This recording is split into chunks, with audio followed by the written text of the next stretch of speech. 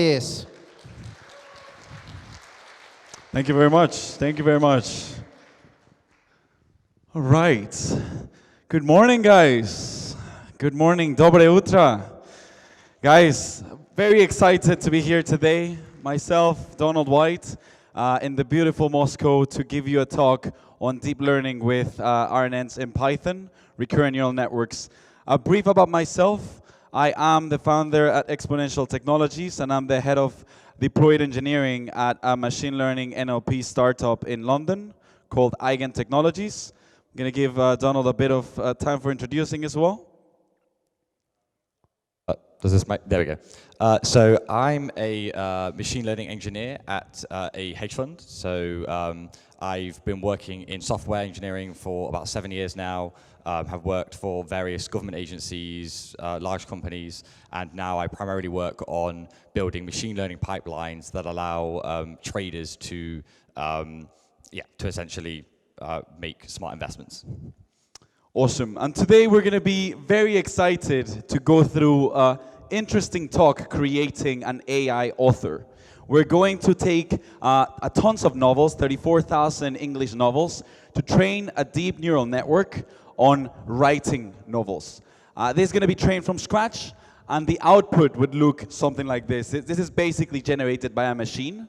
It says, gradually drawing away from the rest, two combatants are striving, each other devoting every nerve. So you can see how it has learned from no input whatsoever besides the label from the input itself. This is written with less than 100 lines of TensorFlow code, and we are going to be using the open source Gutenberg dataset that contains all of these novels. We're going to take all of the input, merge it into one single document, split into the characters themselves represented as integers, and then introduce this into the neural network so that it learns itself. And we're going to walk through how this process works from a theoretical perspective as well as from an applied Python perspective. We have a lot of content, so please bear with us. And come to our workshop, because that is where we are going to get our hands dirty to really actually walk step by step on how we build this model. By the end of the workshop, you'll have something that you'll be able to take and use on your spare time. So to start with, we're going to start with some theoretical perspective on traditional machine learning, not yet on neural networks. So machine learning, it's all about taking some inputs and trying to predict the output. Create a model that takes an input and knows what the output is. This is quite ambiguous to any function that is represented in a feature space. The feature space can be anything, such as the area, the perimeter, the character size, the shape. And this feature space represents where the input is located into this multi-dimensional space, and it could be high dimensional, over like hundreds of dimensions sometimes.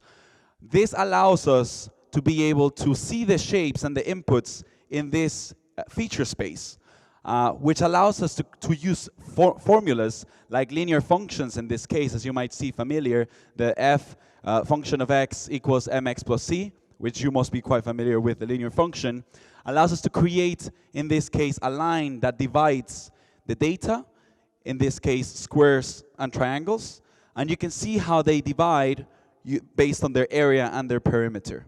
So our feature space represents how the functions are in this. And we want to create a trained model that is able to understand how with an input, it tells you what it is. In this case, is it a square or is it a triangle? Very simplistic terms. An example is just using a bunch of different sized triangles and squares. You can see how they diverge, and we can very easily train a linear model, a line that divides it, and when we give it a new input, it tells you that it's, in this case, a triangle itself. So very, very simple.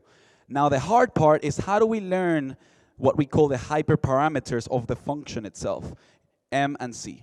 That is what machine learning is about, learning these weights themselves. So once we know how to do it, can this be used to actually learn novels and learn language? But unfortunately, we need something much more complex and flexible. In this case, we have a sentence that says, Valentin's favorite drink is beer. He likes lagers the most. You can see that you require context and entity recognition that cannot just be achieved with a linear function. That is how we come into deep neural networks, a much more flexible model that is still inspired from a simple linear model that we just revised. Deep neural networks allow us to extract complex patterns. We still have the same taking an input and try to predict the output by modifying the weights in the function, but it's a much more complex function that we can use. We still use the raw data as an input, and in this case, it's the training data of the existing novels, and we don't need any manual feature extraction. We just feed this in, and we use the data itself to train it. The first thing to introduce neural networks is the mighty perceptron, which is equivalent to this linear model. In this case, instead of having f of x equals mx plus c, we represent it with the usual machine learning terminology, y equals function of f, weights times inputs plus bias. And this is what you're going to see throughout. The weights are the parameters that we want to learn together with the bias. X is the inputs, in this case, the characters in the novels. And f is a function that we use to transform what each of the output is. This is exactly equivalent to how you see it, and this is how the perceptron looks. You have the inputs coming into the neuron. The neuron has a multiplication of the weights, the sum plus the bias, and then the function, activation function that gives you the output. Very, very simple. But the question is, what is this activation function and why do you need it? It is ambiguous to firing the neuron itself. Hence why neural networks simulate and are synonymous to the brain itself, because they fire signals themselves. In this case, we use a sigmoid function, which squashes between a 0 or a 1. So how do we learn WMB in such a complex model? In this case, we use a perceptron learning algorithm, which learns the bias and the weights. You take a black box, give it an input, get an output, and tell if it's right or wrong. And then it modifies the weights inside and then tries again. In this case, we can use, cats and dogs. In some feature space that is multidimensional, we can find a function that is able to separate these two. In this case, we only have two inputs. So we have a very simple data that goes like, with these two inputs, I can put a line here. But then we have another input, and then we modify how our function divides the data, and another one, and then another cat. So now if you give it a new cat, it would basically just know based on where it is located, whether it's a cat or a dog. Now representing text, how do we do that and how do we feed that into a neural network? We can represent it as a single word or as the single individual characters. In this case, we will use the characters as the input to our neural network. Here we have the characters represented as numbers. They feed into the neural network. They get multiplied by the weights. They get summed by the bias. They go through the activation function, and we get an output. This is as simple as getting an input of letter B. It might give you a predicted character, which is A. And then based on that, it would modify the weights themselves to try to find it. And we would be predicting kind of like a specific sentence itself.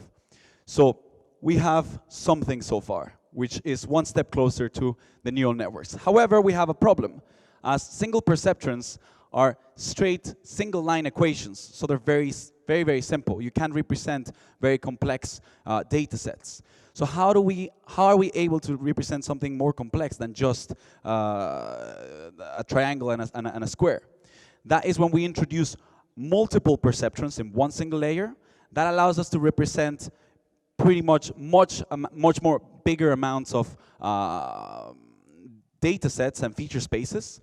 However, we also introduce depth, because that allows us to have more flexibility on the learning itself. This allows us to take complex data like languages. That gives us one more step closer towards it. Now, in terms of neuron connectivity, all the layers are interconnected. All of the inputs go to all the layers, and same for all of the further nodes in the hidden layers. This allows us to create and abstract this into a matrix function of weights.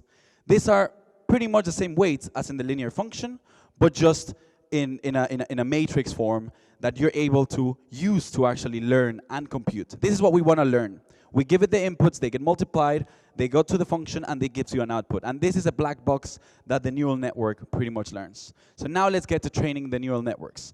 For that, given that we give an input and we predict the output, we need to somehow tell this black box that it's right or wrong. Because if it's right, it just continues. If it's wrong, it modifies its internal models. In this case, we use an optimization loss function for this that tells basically whether it's correct or incorrect.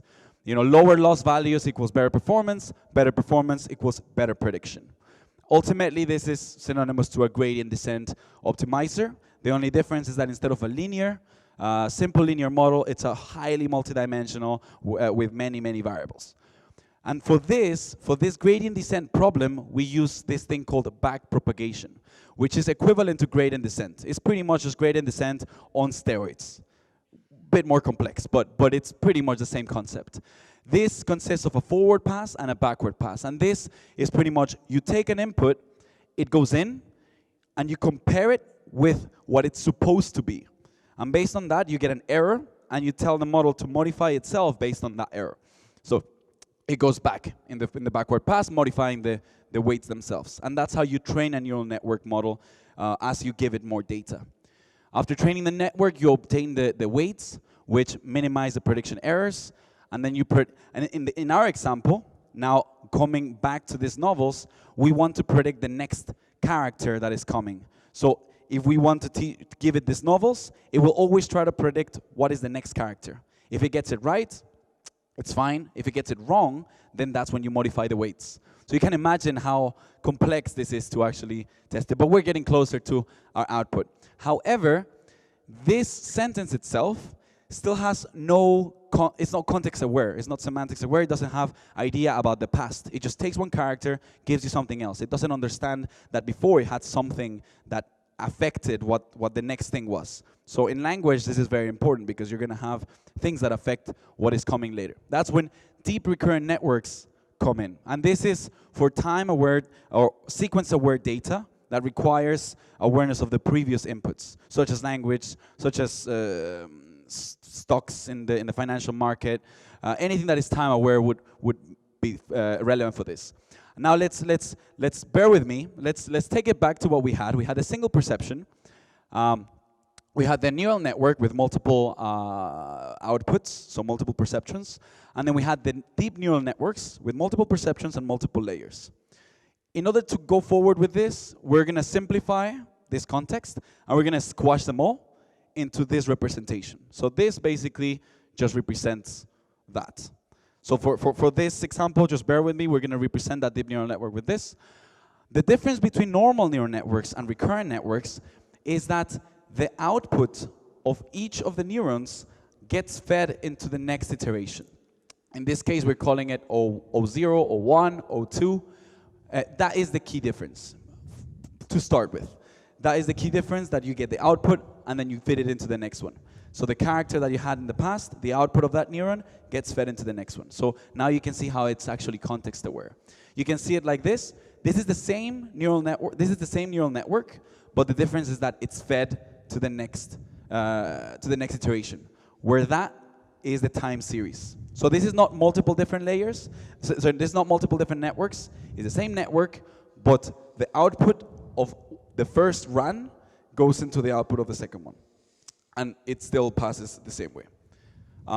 In this case, for example, the character B, tries to predict the next character, which is O. That is correct. The next character is O. It tries to predict B. So it's trying to say Bob. And it's just trying to predict what is the next character. If it gets it right, that's fine. If it gets it wrong, it modifies the weights. And in this case, it continues going, and it keeps feeding into the next round. So the problem is that still, we know what came before, but we still don't know what came a while back. And this is where long-term dependencies really affect, because language, not only you care about the character that came before, but you care about the context of many characters that came before. And you want to be aware of that. So that's when you actually are able to create a cell state. You know, and this is what makes recurrent neural networks possible. The fact that you can store a state and make the neural network context aware. And this is, besides just passing the output, you also pass the state, and the state gets slightly modified. You know, there's a simplified version, but you get the gist. And in this case, this is what you end up with. You end up with a neural network that passes the context and passes the output of the previous one. And this, the hidden layer and the cell state, is fed into the next iteration of the step. So now we basically have a neural network that is context aware and that is able to actually understand what happened before. And I'm going to pass it to Donald, so he talks about how we're going to be training the recurrent networks. Thank you, Alejandro. Okay, so you train recurrent neural networks in pretty much the same way as regular neural networks, which means that we use gradient descent and backpropagation, exactly what Alejandro discussed before. As a recap, when we train a network, we're essentially feeding in the input, which is our current character, to the end, where the output is the predicted next character, and we're comparing that with how close it was to the actual next character, and then based on that, we propagate errors back and adjust the weights. So we need data for this, and as we mentioned, we're using 34,000 English novels, where we just have a whole sequence of characters, and we keep trying to predict the next one. There are many ways you can run backpropagation. So you can, the main way you do it with recurrent neural networks is you take your entire set of data, your entire flat sequence of 34,000 novels, and then you split them into small sequences, where each sequence represents a single run of a recurrent neural network. So for example, if you have that loop unrolling that Alejandro showed before, then if you had a sequence of 30 characters, you would have 30 unrolls of that loop. So you can either run backpropagation after a single sequence, so after every single short sequence, like a sentence, for example, you adjust the weights, or you can run it after running all the sequences, which is billions of characters potentially, or you can do it in small batches, so you have several sequences in many batches. Pretty much the industry standard is to use mini batch, and this is because if you try and use batch, where you process all sequences at once, then that's incredibly memory inefficient. Imagine you're someone like Google and you're actually training a network on probably trillions of characters, then you need to store in memory the results of all of those characters before you compute the error, and then backpropagate and adjust the weights. So, and stochastic, which is one sequence at a time, just takes too long to converge and find good weights that produce good accuracy. So, yeah, we essentially take our sequence of characters, we split them into batches, and after each batch, we run backpropagation and adjust the weights. So now we're actually going to dive into some code. This is going to be very high level. In the workshop, we're actually going to be live coding and building this entirely from scratch. So bear with me as I kind of run through this quite quickly. But essentially, building a neural network requires two things. Defining its architecture, which is where the nodes fit, how many layers you have, is it recurrent, is it not, for example, and then learning the weight matrices by deciding what learning algorithm you want to use, like gradient descent. However, these learning algorithms are very complicated. This is a tiny snapshot of a tiny segment of the computation graph to learn the weights of a simple recurrent neural network. And there's a lot of maths involved. So we don't want to actually hand roll and hand write all of this. So we're going to use TensorFlow for this. TensorFlow, I'm sure you've all heard of it before, is a very high-level library for building computational graphs that, among many things, can actually be used to learn the weights of a network. There are other tools as well. We picked TensorFlow for two reasons, which were primarily it's got loads of documentation, and the second thing is it's got very good recurrent neural network support. It's literally 3 lines of code to build a recurrent network. So this is the model that we're going to try and build in TensorFlow. So it's based on all the concepts that Alejandro already discussed. We take our input character, we explode that into a one-hot vector, which is where we have, say, 90 possible character types, and you set one of those nodes to 1 when that character is present, and everything else to 0. We feed that through 3 hidden layers, where each hidden layer is going to have 512 individual nodes in. And you see here that we have this green box, which is our cell states. So this is the long-term memory of the network. And as you can see, after every run of every layer, we feed the cell state back in again. And this is how it remembers things that happened in the past. This is how it will predict that if you have a sentence like Valentin likes beer, then what comes next will be he likes lagers the most, for example. Finally, the output is actually a probability distribution. So that is a probability of the next character. So if you have 90 character types, you have 90 probabilities. So we simply pick the probability that is the highest, and then that becomes the predicted next character. So in TensorFlow, a computation graph has two main primitives: tensors, which represent data, either vectors or matrices of numbers, and operations, which obviously operate on the data. You can kind of think of it like tensors are the edges and operations are the nodes. So in this case, we have some input node. We feed in some input vector of 2 elements. That gets a tensor there. Hits an operation which multiplies those 2 elements, which then goes to the sum, and then the sum is the final output, which sums both elements together. So this graph, very basic as it is these lines of code. So this is basically how we define a TensorFlow model. We use tf.placeholder, which specifies the inputs. In this case, a 2-dimensional vector, hence the 2 there. We triple the numbers, so this is an operation. We have internal operations, outputs, reduce sum, and then to actually run the graph, we construct a tf.session object. We call session.run, passing in the node that we want to compute, which is our output node, and then we also pass in our inputs. So here we're actually inputting 310, and when you actually run the graph, that is the output, 930, because we're tripling them and then summing them together. So hyperparameters. So we're defining some general parameters of the model. For starters, we're going to be using a sequence length of 30. This means that our recurrent neural network actually has 30 time steps, 30 characters. We are going to use a batch size of 200. So we're going to run backpropagation after every 200 times 30 characters.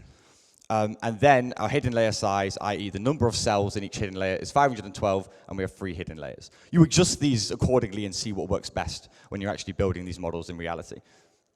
So if we're defining the input, we just use tf.placeholder. Here, the key difference is we're not just passing in one character. Because every single training step, every single run of the graph is a single step of backpropagation, you actually want to make this all the characters in a single batch. So think of this input as a matrix where the rows are sequences of 30 characters. So there's 30 columns, the rows are 200 for the 200 sequences, and that is the input.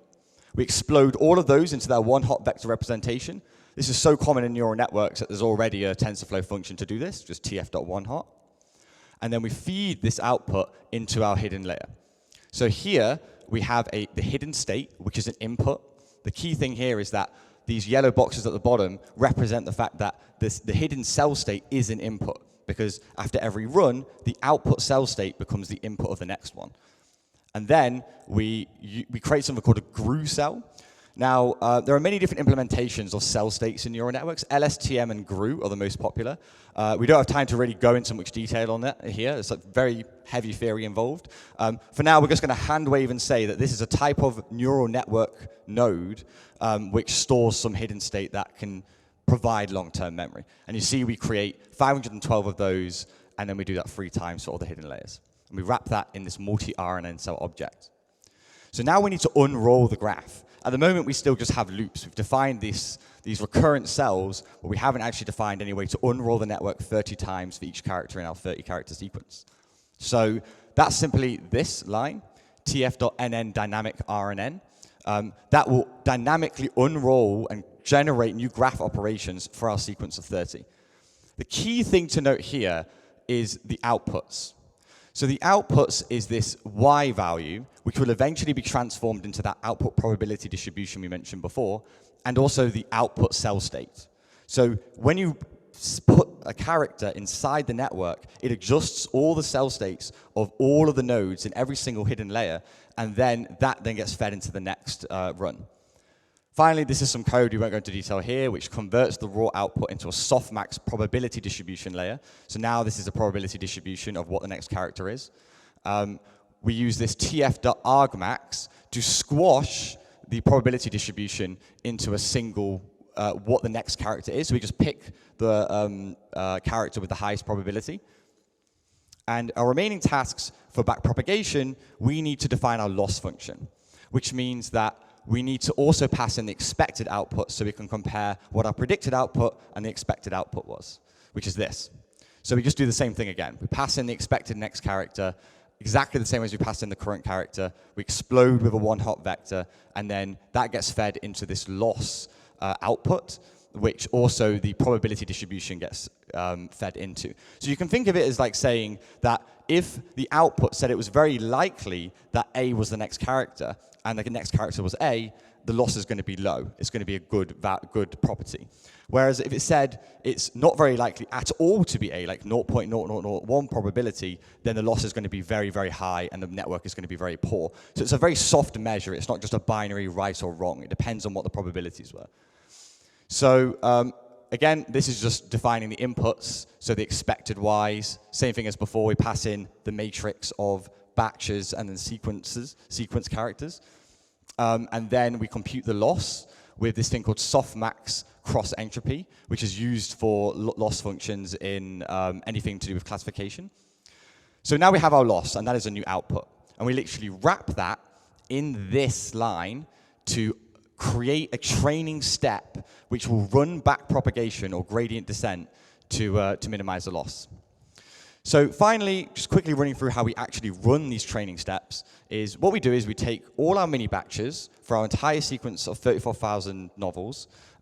We run them many, many times, so we go over all 34,000 novels many times, and every single time we do it, we call it an epoch. We typically run many, many epochs because the more you feed your inputs in, the better the weights will normally be, until eventually your loss won't get any lower and your accuracy won't get any better. So we just create a Python generator where we pass in our data, which is all the characters in our 34,000 novels. We loop through the number of epochs we want. We loop through the number of batches that we have based on our batch size, and then we just yield training data. Based on that, we create a session object, just like we showed before. We create our generator, which is here. And then we initialize our input state. So our input state is input cell state, this is. We initialize that to 0, and then we just literally iterate through every single batch many times based on the generator that we've configured. We set our graph inputs, which is the batch input, the expected batch output, and our input state.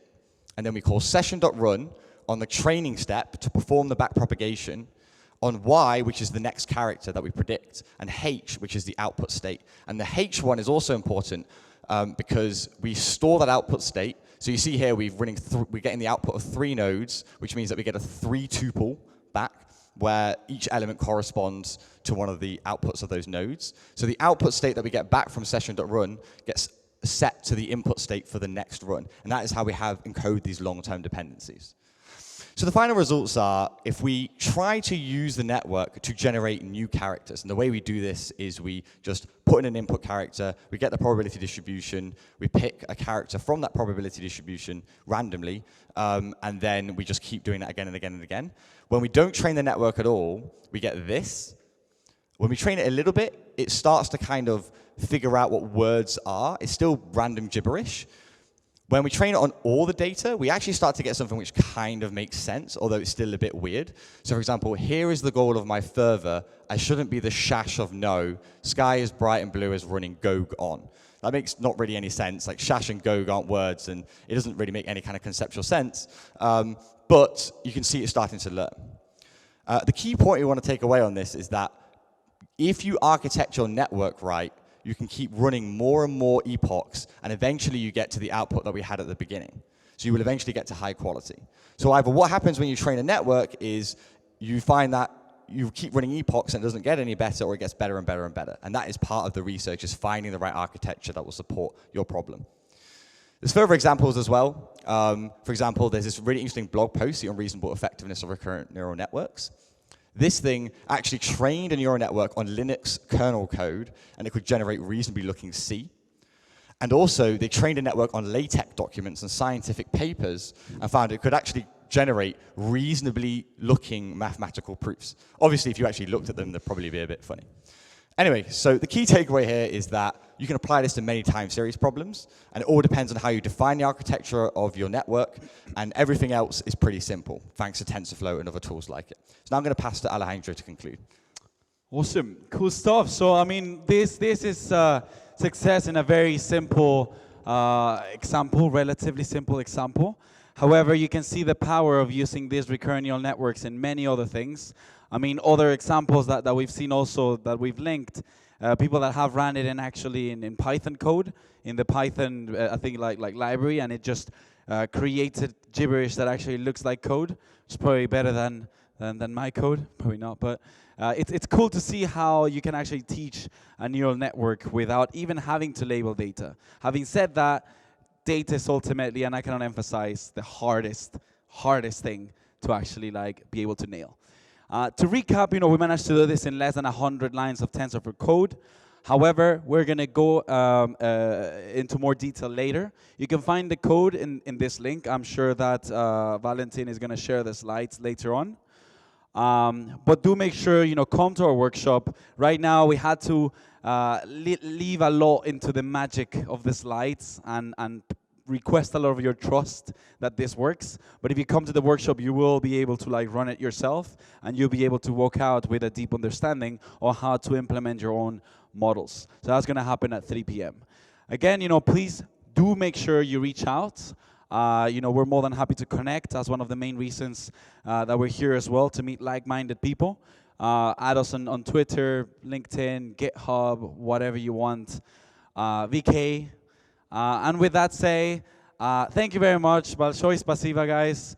We look forward to the rest of the day. Thank you very much. Hi, thanks a lot for your talk. I'm wondering, you said that it's working. You can see we can see that it's working, right? And I wonder what's the limitations at the moment. What do you think about the limitations of the approach of the methods like that? Okay, I can answer this one. The big limitation at the moment is still that the long-term memory is still not long-term enough. So, for example, if you're writing a few paragraphs, it will write things that make sense. Like, it will actually all be in context. It will refer to characters or people or places that are all relevant in that context. But if you go on a much larger size of discourse, so if you're going for 100 pages, or even 10 pages, then near the end of those 10 pages, it will start to forget what it was actually talking about or generating before. So you'll find it's almost like you won't be able to write a 100-page or a 300-page novel in this. The issue is still that the long-term dependencies are still relatively short. So after 10 pages, it will just start drifting off into another topic or another story. Еще вопросы? May I continue? And you're saying that that's not the that's a technical problem or not? Is it not I can add some other neurons with long-term memory that will be long enough to run across a long time? So steps. The issue is that it's not a matter of how many neurons you often throw at it. So the biggest problem with, and the reason why deep networks haven't really become big in the industry until the past 5 years, is because of a problem called vanishing gradients. So when we were talking about backpropagation before, we backpropagate the errors. But what happens is that's based on gradient descent, so it's based on the gradient of the loss. What happens is as you backpropagate back, the gradients start to get smaller and smaller and smaller, which means on the earlier nodes, the weights aren't being adjusted or changed at all. So there's a difference between a network having representability, because in theory, even the most simple neural network can represent any function and any sort of data set. But learning the weights is the hard part, because techniques like gradient descent and backpropagation have this vanishing gradient problem. And those long-term dependencies that were issues originally was because of vanishing gradients. LSTMs and GRU cells, which are the cell states that we added to increase the dependencies, still have the problem, but they're just dramatically reduced, but they're still there. So there isn't really yet, this is an active research problem, there's hundreds, if not thousands of PhD students right now trying to actually figure out these problems, but there isn't really a one-size-fits-all technique for having perfect memory and being able to retain it like forever. Yeah, I think to add to that, I think this talk we actually focused on deep learning, but if I have to emphasize, in industry, as Donald mentioned, most of the times you will find machine learning implementations that are much simpler, and implementations that take into account many more features in the feature space itself. So instead of just feeding it characters, you would want to feed it a specific word with a window of its words on the sides, as well as some context about it. And you would use probably other models themselves besides just deep neural networks. I think it depends really a lot on the problem you're trying to tackle. Еще вопросы, коллеги? А то спасите спикеров, потому что если вы не будете задавать вопросы, я начну задавать вопросы. Прошу. Буквально несколько секунд, Рита подбежит с микрофоном.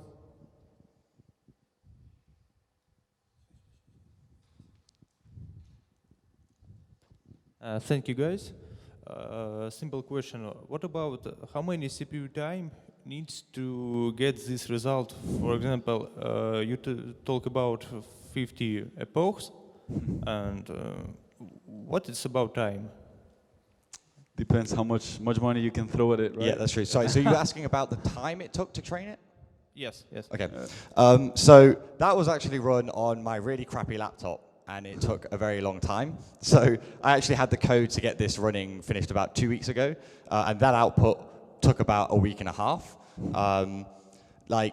If one thing we intend to set up is for our workshop is a Amazon GPU instance. So in production, what you're really going to do is you'll set up a bunch of Amazon GPU instances and you'll run it there to make it a lot faster. But basically, it's what Alejandro said. It really just depends on how much money you want to throw at it. The biggest limitation, hence why you asked, you're totally right, is the fact that training time can take a very long time. So yeah, this was a week and a half, very long time on my crappy laptop. GPU instance, it probably would, my laptop doesn't even have a GPU, so my GPU instance would probably take a day. If you Google, an hour or less, like 10, 20 minutes. Коллеги, еще вопросы? Thank you very much. Very interesting talk. And I have an implied question. If we apply this technique to designing a keyboard, do you think we should still allow the network to learn from each user's input? And if yes, how do we filter mistakes so that the network doesn't repeat the mistakes that humans do? Thank you. Well, I think for that one, I think again, I think I would say it goes back to the question of, it doesn't have to be, deep recurrent neural networks. Some of the implementations that I've seen in industry that have been really impressive, that are, I can emphasize, really hard to nail, is things with, for example, reinforcement learning, where you can actually get people to continuously provide the input to the model, but the way that you get the features, the way that you define the feature space, the way that you get the input and the way that you define the loss function, it's the hard part. Once you're able to have that, then, yeah, anything is possible, right? But I don't know what we would like to add some to that. I think that would be less of, I'm by no means an expert in that particular question you asked, but off the top of my head, it's less of a question about how you would change the network to handle incorrect inputs,